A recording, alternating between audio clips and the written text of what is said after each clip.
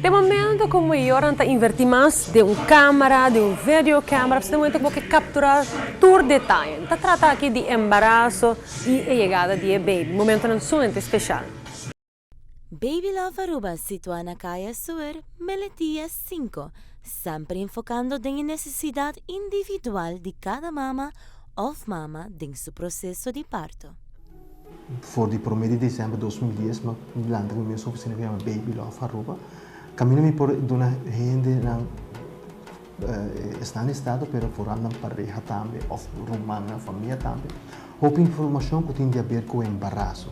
Primeiramente embaraço, pero também uma preparação para o parto e temporada depois do parto também. É leuk que a mama está hari mais lihe, pero a mama está rabia mais lihe, a mama está llora mais lihe. Tem dia que a mama tem um mal back também ora, que não vai ninguém gente.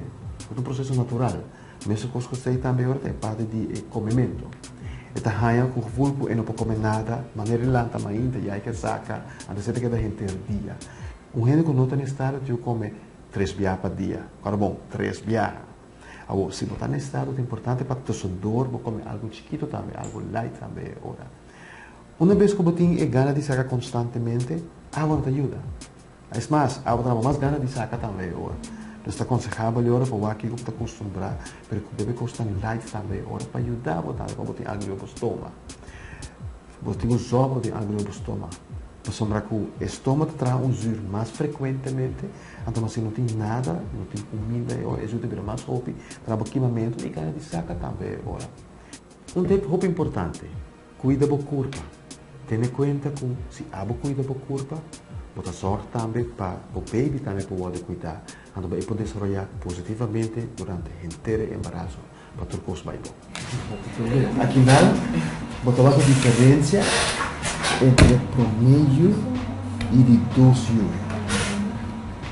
Ok. Bota yuca, que bem, a matriz nunca mais não ser a maneira só de promedio.